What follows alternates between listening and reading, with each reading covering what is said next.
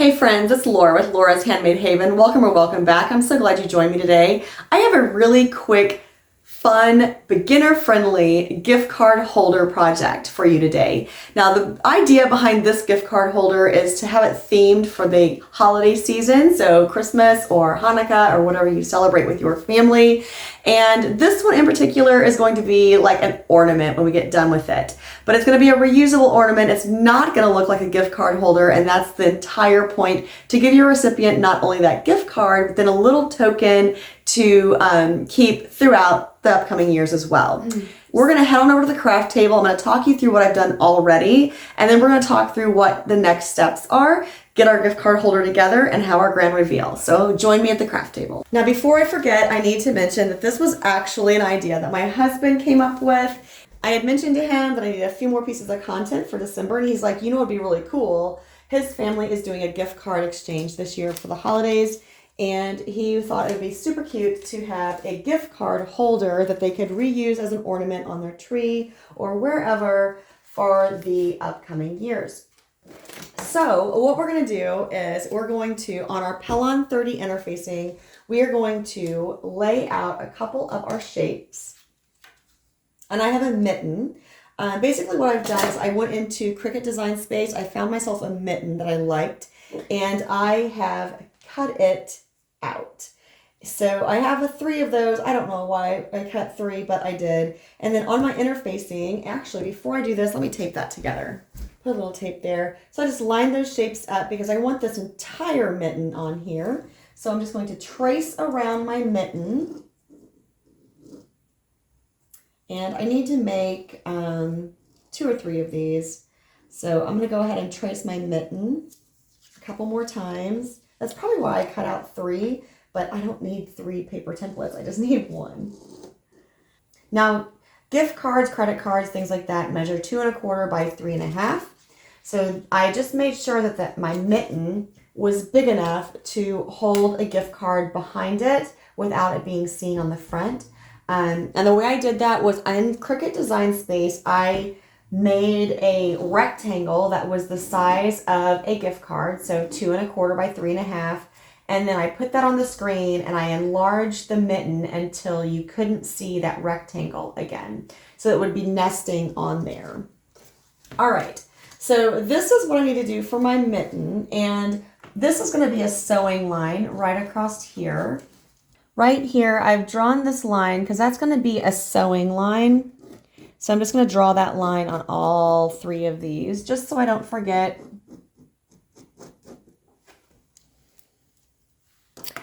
And that is all of the interfacing that I need. This is going to be kind of like some of the applique quilts that we've done, but we're going to have a freestanding shape. We're not going to applique it down onto anything. All right, so a few supplies that you're going to need. Obviously the interfacing and a template. Now, if you are a really good artist, then you can draw your own mitten. Okay, so a few supplies that you're going to need. You're obviously going to need some fabric, and you're going to need some interfacing, and you're going to need a pattern for your mitten. Now, if you don't have a Cricut, that's okay. Go find yourself a graphic online, or you can use a coloring book, or you can freeform draw a mitten. Mittens are not difficult to draw, so don't think that that is going to keep you from making mittens. All right, so what I need to do is I just need to cut out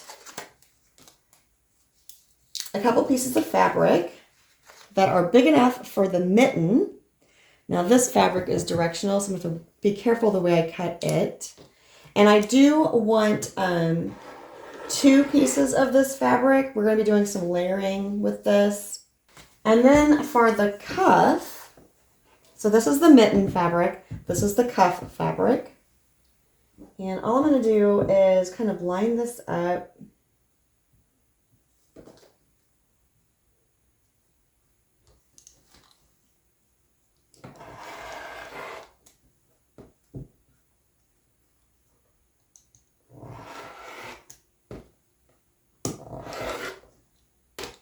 Now this is for 2 gift card holders. So I have 2 pieces of the green, and then I have 2 pieces of the red, and I have 1 piece of Pellon. And that's all I need. That's all I need for the mitten, but then I also need a little more fabric to make that pocket that we're talking about for our gift card. So I'm going to go ahead and open this up. And I will measure all of these things out, and I will try to share the mitten that I use too from Cricut, so you can use that for your projects if you want.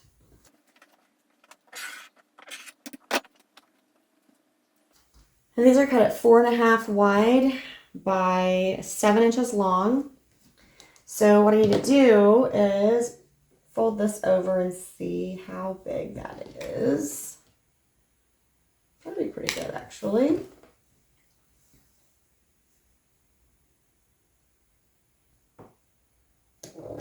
And this is going to form our little pocket on the back that our gift card is going to go into.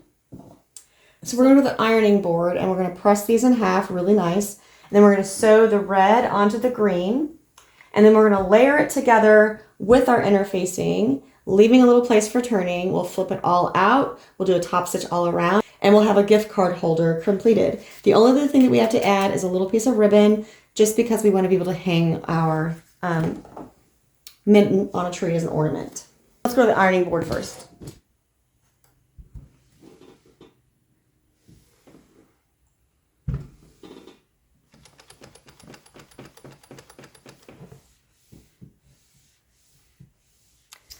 All right, at the sewing table, what we're going to do is we're going to take each of these green fabrics and we're just going to sew the red fabrics onto the top with a 1/4 inch seam.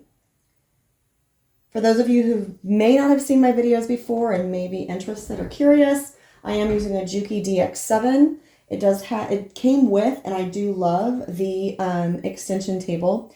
Now, the one thing that you want to keep in mind before you sew these together, especially if you have directional fabric, is do you want your mitten hanging from the cuff or from the top or from the thumb? And I'm going to have it hanging from the cuff. So that's why I am going to make sure that my Santas are going this way and my red is on the top for that cuff area.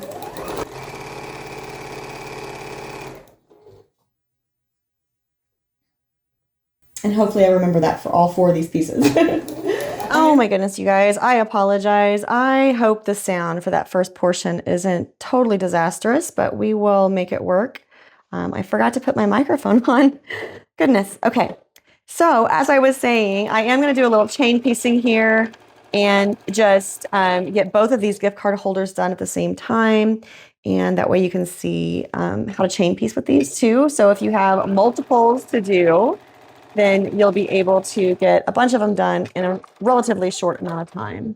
Now I do have 4 pieces here because I'm making 2 gift card holders. I want them to be double-sided, and I'm gonna just press these seams down. I'm actually gonna press these seams down to the green over on the ironing board, and I'll be right back. All right, so another thing that I'm gonna do before we get to stitching, we're going to take one of our mittens that we've traced onto the interfacing. Okay, so I have my pieces pressed, and what we're gonna do is line everything up and layer everything up so we can get this all sewn together. And the way we're gonna do that is we're going to go ahead and lay one of the folded pieces onto the fabric. And we're going to put our little mitten on here. Now, where that cuff is, that's where I want that red to hit as well, right? So we're going to put that right here on that line for the red.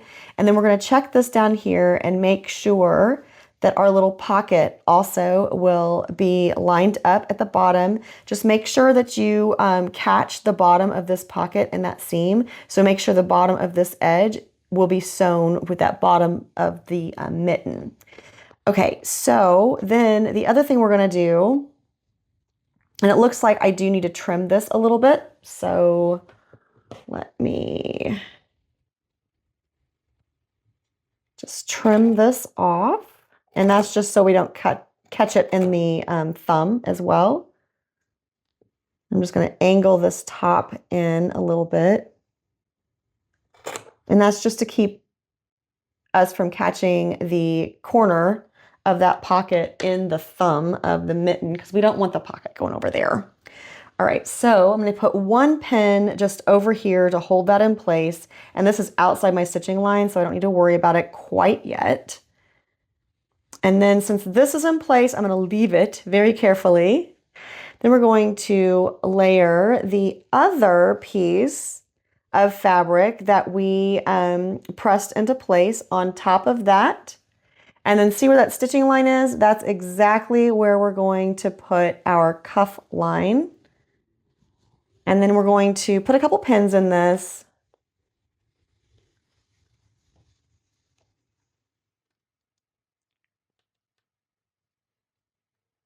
I am going to go ahead and slip this other pin out and put it right here in the middle.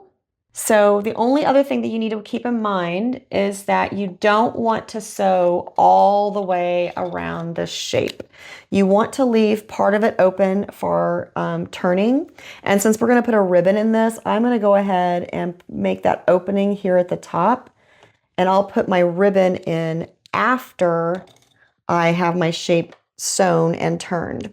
All right, so I'm just going to bump my stitch length down to about 2.0. And I'm going to stitch right on the line all the way around the shape, except between those two marks because that's my turning point. So this is kind of like our applique shapes, but not, because with applique shapes, we would just cut that interfacing and turn it out and only have one layer. But with this, we're going to have a fully finished object, and we're going to turn it out and do a little top stitch on top to finish it out. So I'm just stitching right on the line.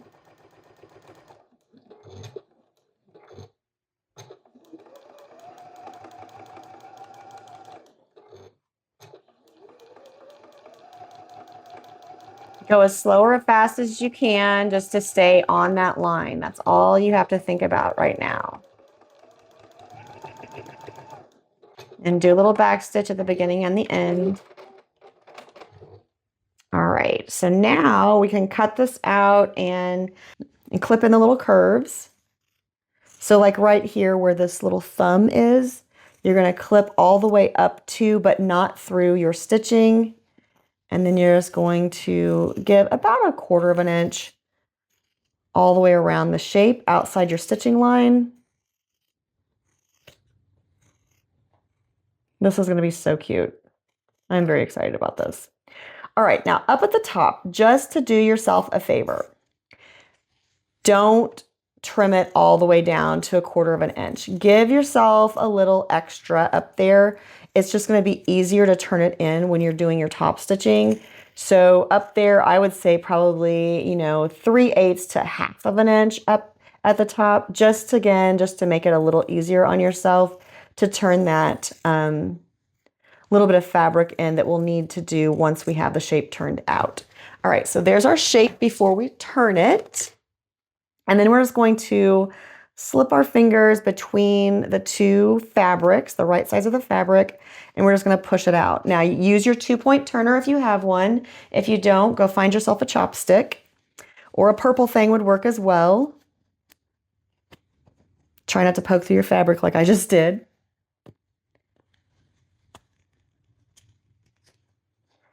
And then you're just going to turn out your shape. Now inside that thumb right there, you just give it a little tug and it'll come into shape for you. And then just run your 2-point turner around.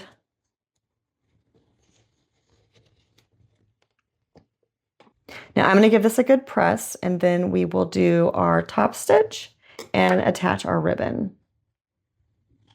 See how, like I said, I gave myself a little more fabric up top, so that was way easier to turn that and push that in than if I would have just done that little bitty 1/4 of an inch there. So you're just going to cut a length of ribbon about 12 inches long. Now that it's pressed out. How cute is that, right? And then I'm just going to fold my ribbon so it forms a loop. And I'm going to place it in between here. So that's going to be sewn in, and you can definitely go down a little bit with that and adjust how tall your loop is if you want it to be a little shorter or longer or whatever you want. Ribbon's kind of bunching inside there. So I'm just going to use the purple thing to get down there and kind of smooth it out. And then I'm just going to, once again, use just a straight stitch on my machine. Now, if you wanted to, you could totally do a little zigzag around here. That'd be super cute. But I'm just going to do a little straight stitch on this one. We'll see. Maybe I'll do a zigzag on the next one. And you want the ribbon to be, you know, somewhat in the center, but it doesn't have to be in the exact perfect center, right? And you're just going to run a little top stitch around the outside edge. I'm about 1/8 of an inch from the edge.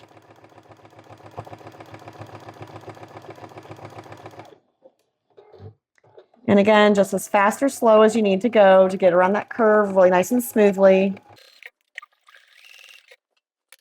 And back to where you started. I just did a little top stitch and we are done. Now, if you wanted to, make sure you check the back to see how tall your pocket is. But if you wanted to run another little decorative stitch along the cuff, you definitely could do that. That would be super, super cute. Let me get some of these strings clipped off of here. And I think I'm just going to run a little zigzag across there, just because I can.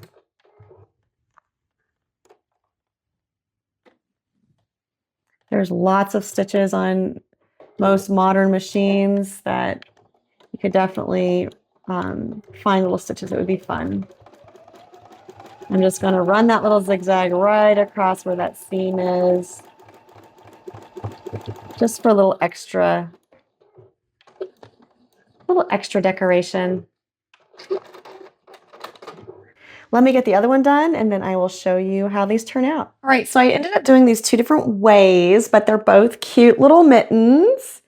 And what I've done on the back, the first one that I showed you making, I just did the pocket straight across, right? And that works really well. The card fits in there. It's not going to fall out. So this would work for a gift card holder just to hang on your tree. Cute, cute, cute. Or you can do this and angle it up, and then you have more of the gift card hidden or just a little bigger of a pocket for it to slip into. And that also works really well. So play with those 2 different types of scenarios there and decide which one you like the best. I do hope that you found this very quick and easy and inspiring, because that is definitely the goal of all the videos that I do for you guys. I hope this helps you get some of those last minute gift cards off your list, with even just like a little extra little gift to give along with them, so they can have a cute little ornament for years to come, right? So how fun is that? I hope you enjoyed this quick tutorial. I hope it inspired you, and I hope it caused you to want to go and play in your creative space. Until next time, find joy in all you do, carve out some time for crafting and creating, and remember, it's always better when you make stuff up.